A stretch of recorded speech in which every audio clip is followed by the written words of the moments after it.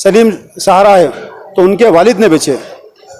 अब मरहूम तो उनका तो इंतकाल हो गया, लेकिन सवाल ऐसा था कि उनके बच्चों का काम है अब ये कि भाई सलीम सहारा के नाम से जो है तो ऑलरेडी प्रॉपर्टी जीपे होल्डर बोल के दिया है, तो लोगों ने इनसे वसूल करना चाहिए। हार्ट फेल होता है तो इसमें जिम्मेदार कौन रहेगा, सलीम सहारा या फिर कलेक्टर? अभी जितने भी लोग हैं सभी इलीगल है। बेचने वालों ने इलीगल बेचे उनको।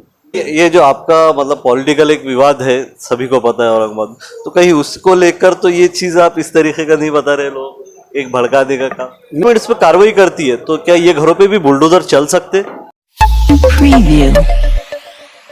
आप सभी का स्वागत है महाराष्ट्र न्यूज टुडे पे। जैसा कि आप लोग ने सुना होगा कि कटकट गेट का जो एरिया है वहाँ पर कुछ एक ऑर्डर आया है गवर्नमेंट की तरफ से, जो पीआर कार्ड थे वो काफ़ी सारे पीआर कार्ड कैंसिल किए गए हैं।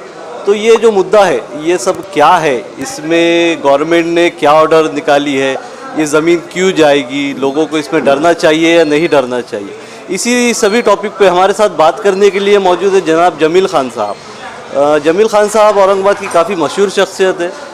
2010 से 15 तक जमील खान साहब के अहलिया इस एरिया से कारपोरेटर भी रह चुके हैं, और बाकी साहब का जो नॉलेज है जो ज़मीनों के ताल्लुक से हम बता सकते हैं कि बहुत डीप में इनको ये सभी चीज़ें पता है कि औरंगाबाद की हिस्ट्री में कौन सी ज़मीन कहाँ है, किस ज़मीन पे किसका माली हक़ है, क्या, ये सभी चीज़ें खान साहब के पास मौजूद है। तो इसी मौजू पे आइए कुछ डिटेल लेते हैं खान साहब से और जानते हैं कि कटकट का जो ये नया अपडेट आया है, जो मुद्दा आया है, उस पर साहब क्या राय रखते हैं। जी आपका स्वागत साहब महाराष्ट्र स्टूडियो में। सब मेरा सवाल वही है, जो ये एक आज ऑर्डर आया है जिसने काफ़ी हड़कंप मचा दिया है कटकट गेट के मामले को लेकर, तो ये क्या है, सही ऑर्डर क्या है और इसकी क्या डिटेल है? सबसे पहली बात तो ये ऑर्डर आज नहीं आया, ये ऑर्डर यानी ये केस कलेक्टर के पास जो है तो 3 से 4 साल से चालू था, किसी को पता नहीं था इसके बारे में। तहसीलदार बोला ये हमारे पास नहीं आता, सिटी सर्वे में आता, सिटी सर्वे बोला ये हमारे पास नहीं आता, 7/12 में आता। तो लेकिन अब सेंट्रल से जो लेटर आया उनको, तो कलेक्टर को जो है तो मजबूरी में ये ऑर्डर निकालना पड़ा, इसलिए निकालना पड़ा कि भाई ये प्रॉपर्टी एनिमी प्रॉपर्टी है। एनिमी मीन्स जो है तो ईपी सरकार को शॉर्ट फॉर्म में बोलते हैं।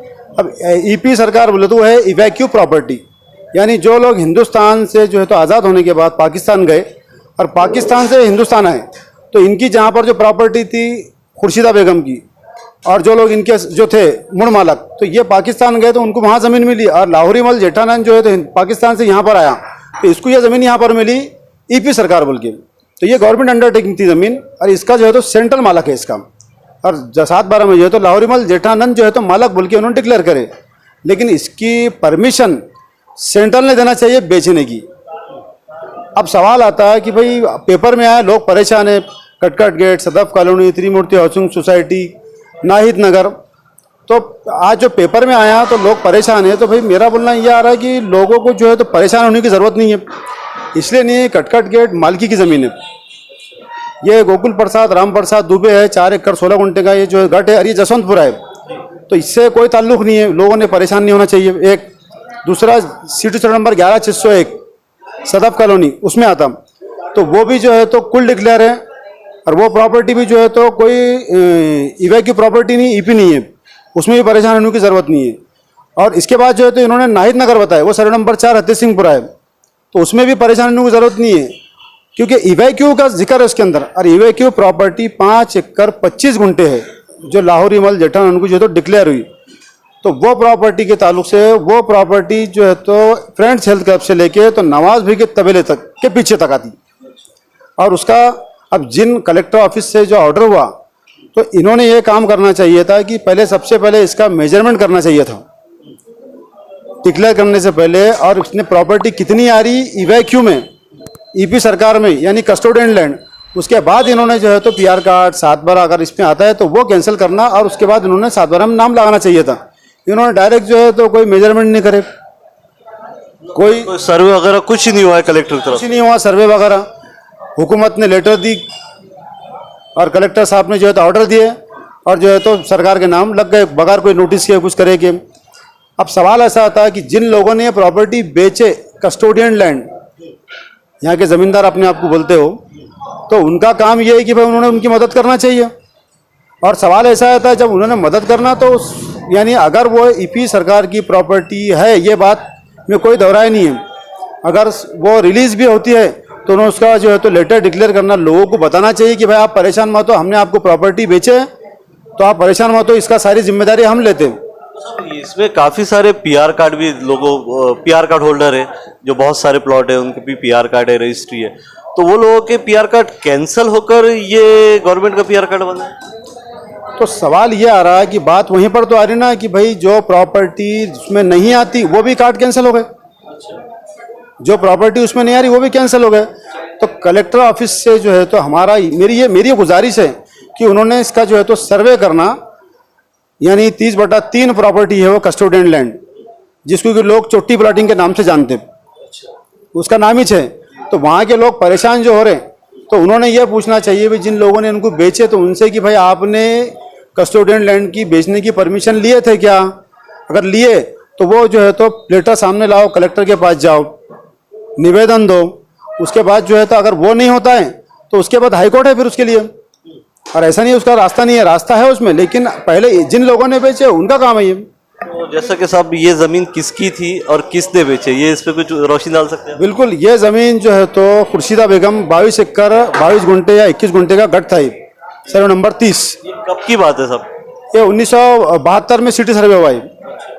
तो उससे पहले ये पाकिस्तान गया और उसके बाद ये और अब्दुल सत्तार अब्दुल वहाब का यहाँ पे कुल था, तो कुल पूरे पे नहीं था उनका, ये टेनेंट थे। और इसमें जो है तो इनकी कुछ 11 एकड़ कुछ गुंटे जो है तो खरीदी भी है, और 5 एकड़ जो है तो इनका कुल लगा, और बाकी 5 एकड़ 25 गुंटे कस्टोडियन लैंड है। तो भाई अब इन्होंने बेचे, यानी अब्दुल सत्तार अब्दुल वहाब जो है तो अभी यानी कटकट गेट के जो सलीम सहारा है तो उनके वालिद ने बेचे। अब वो मरूम तो उनका तो इंतकाल हो गया, लेकिन सवाल ऐसा था कि उनके बच्चों का काम है अब ये कि भाई सलीम सहारा के नाम से जो है तो ऑलरेडी प्रॉपर्टी जीपी होल्डर बोल के दी है, ऐसा मैंने सुना। तो उनका काम है भाई कि भाई ये लोगों को साथ देना चाहिए, नहीं तो लोगों ने इनसे वसूल करना चाहिए। इसमें अब ये एकदम से ऑर्डर आया है तो ऐसा होता है, जैसा कुछ वक्त पहले गुंठेवारी का इशू उठा था तो काफी सारे लोगों को हार्ट की प्रॉब्लम, डिप्रेशन में चले गए थे बहुत सारे लोग। अब ये एकदम से ऑर्डर आया है, इसमें अगर खुदा ना खास्ता किसी का कुछ होता है, किसी को नुकसान होता है या हार्ट फेल होता है, तो इसमें जिम्मेदार कौन रहेगा, सलीम सहारा या फिर कलेक्टर? नहीं, इसमें तो जिम्मेदार जो रहेंगे भाई वो ऑलरेडी सलीम सहारा के नाम से जीपीए है, ये मैंने सुना। अगर वो बेचते हैं तो वो जिम्मेदार है, तो लोगों ने उनसे पकड़ना चाहिए और पैसे लेना चाहिए। और है कलेक्टर, आप जो बता रहे कि भाई कलेक्टर जिम्मेदार, कलेक्टर की जिम्मेदारी है भाई, वो तो एक सरकारी महकमा है, वो अपना काम कर रहा। और गवर्नमेंट प्रॉपर्टी के ताल्लुक से उनका काम है कि भाई ऊपर से जो है तो सेंट्रल से जो लेटर आया उनको उसकी अमलबजानी नहीं कर रहे हो। और सिटी सर्वे ने जो कार्ड कैंसिल करा तो नोटिस नहीं दिया, इसलिए नोटिस दिया उसने कि भाई प्रॉपर्टी गवर्नमेंट है, नोटिस देने का कोई इसके अंदर ताल्लुक ही नहीं है। मतलब ये जमीन गवर्नमेंट के नाम से इशू होगी तो उनको नोटिस देने को कुछ भी नहीं, मतलब ये जितने भी लोग हैं सभी इलीगल है। इलीगल बोले तो मसला ऐसा है कि सबने पैसे देके खरीदे, वो इलीगल नहीं है, लेकिन बेचने वालों ने इलीगल बेचे उनको। अच्छा, मतलब ये बेचने वालों ने उनके साथ फ्रॉड किया। हाँ, बेचने वालों ने फ्रॉड किया उनके साथ, तो लोगों ने उनसे वसूल करना चाहिए और उनको जो तो सही राय देना चाहिए कि भाई अब बेचे हमने, अब मामूली नहीं है, 5 एकड़ 25 गुंटे है। तो उन्होंने जो है तो लोगों से मिलना, लोगों को अच्छी राय देना, और उसमें सियासत जो है तो इसके अंदर सियासत नहीं है। अब ये लोग जो है तो अपने घरदार बेच बाज के इधर उधर से जो पैसे जमा करे तो वो सारी ज़िंदगी का सरमाया वहाँ पर लगाया हुआ है, तो इन्होंने जो है तो बेचना चाहिए, देखना चाहिए। ये जो आपका मतलब पॉलिटिकल एक विवाद है, सभी को पता है औरंगाबाद, तो कहीं उसको लेकर तो ये चीज़ आप इस तरीके का नहीं बता रहे, लोग एक भड़काने का काम? नहीं, सुनिए, अगर ऐसा रहता तो फिर मेरे ताल्लुक से भी जो है तो कुछ मामला अभी चल रहे उनके, तो मैं उसमें भी दे सकता था, लेकिन ये मेरा पर्सनल मामला नहीं है, ना मेरी कोई ज़मीन है वहाँ पर, और ना मेरा कोई सियासत लेन देन है, और ना मेरे को वहाँ से लड़ना है इलेक्शन। ये जो रियल फैक्ट है उसी की बात कर रहे हैं अपन। और मेरा बोलना ये है कि लोगों से जो है तो उन्होंने मिलना, राब्ता कायम करना, और जो है तो अच्छे सलाहकार, जिसमें से मैं उनको राय दूंगा कि हमारे एमएन काजी एडवोकेट को यहाँ इनको पूरी मालूमात है इस मैटर की, क्योंकि उनके जो एमएन काजी है एडवोकेट, उनके सीनियर इनके वकील थे, तो इसीलिए उनको पूरी नॉलेज है। तो लोगों को अगर मदद चाहिए कभी तो एमएन काजी से मिले और राब्ता कायम करके उनसे जो तो मशवरा कीजिए। मतलब एमएन काजी साहब को ये इस प्रॉपर्टी की पूरी डिटेल पता है। अच्छा, और साहब मेरा सवाल ऐसा था कि अगर ये लोग कार्रवाई होती है, कलेक्टर, अगर लोग हाई कोर्ट नहीं जाते, कलेक्टर इस पर कार्रवाई करते, तो कार्रवाई किस तरीके की रहेगी? देखिए आपकी सोच क्या है? मेरी सोच तो ये है कि भाई सबसे पहले इन्होंने जो है तो कोई जिम्मेदार शख्सियत जैसा मैंने अमीन खाजी का नाम बोला, मैं ये नहीं बोला कि भाई एडवोकेट मेरे हैं बोल के, लेकिन मशवरा लेने को पैसे नहीं लग रहे। एडवोकेट की बात ठीक है, अगर ये गवर्नमेंट इस पर कार्रवाई करती है तो क्या ये घरों पे भी बुलडोजर चल सकते?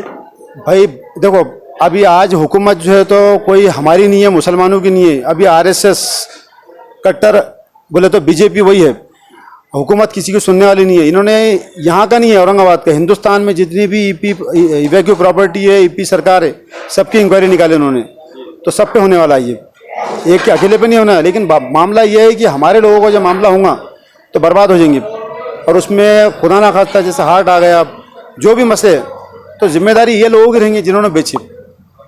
बहुत शुक्रिया साहब हमको वक्त देने के लिए। तो आप सुन रहे थे जमील खान साहब को, जिन्होंने काफ़ी डिटेल में बताया है हमको कि कटकट गेट का इशू क्या है और उसमें क्या किया जा सकता है। इस चैनल पर ऐसे ही और मुद्दे देखने के लिए हमारे चैनल को सब्सक्राइब कीजिए, इस वीडियो को लाइक कीजिए और ज़्यादा से ज़्यादा शेयर कीजिए। मैं शहाब यासीन, महाराष्ट्र न्यूज़ टुडे, औरंगाबाद।